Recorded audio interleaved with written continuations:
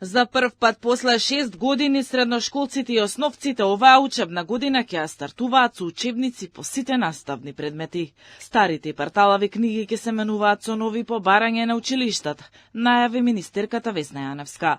Според неа, недостигот на учебници бил предизвик кој конечно е решен по долгогодишниот проблем, каде учениците немаа книги по странски јазици и наставната програма ја учеа од диктати, а останатите предмети се совладуваа со кратки копирани верзии од материјалот кој треба да го изучуваат. После многу години, мислам дека се 6, ке има прв пат учебници за странски јазици. Учебниците за пониските оделенија веќе се во печат. Останува да го довршиме процесот за 7 оделение и за први клас гимназија. Малку поопширно ви одговарам, но да, на 1 септември ќе има учебници.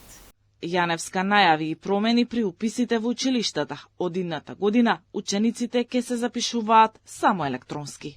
Од идната година веќе, кога масовно ќе го пуштиме во употреба, значи од 1 септември, новиот електронски дневник, односно надградената форма на електронскиот дневник, предвидено е училиштата преку нивните системи да ги поврзат сите документи кои што ќе им бидат потребни за да може да се запише ученикот. Искрено се надевам дека тој процес ќе успееме да го решиме за една година, затоа што всушност поврзувањето на електронскиот дневник со училиштата се уште во овој момент го тестираме. Околу измените во законите кои предвидуваат да не може повеќе на наставнички совет да се поправаат оценки. Јаневска каже дека таа измена е порака до учениците и до наставниците, дека ќе мора да преземат нешто за да се зголеми квантумот на знаење кај учениците. Очекувам учениците малку повеќе да се потрудат, а да престанат пристисоците од родителите. Одреден број наставници кои им се наоѓале на услуга на родителите исто ќе знаат дека на наставнички не може тоа да се прави, но огромен број од наставниците ја поздравуваат мерката затоа што ќе бидат растеретени од притисокот. Пораката е јасна, ако сакате добра оценка, мора да учите.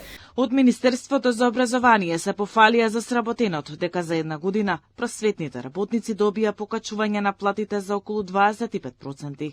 Оттаму најавија дека инфраструктурните инвестиции продолжуваат, ке се градат нови училишта, нови спортски сали и темелно се обновуваат 2 студентски дома во Скопје.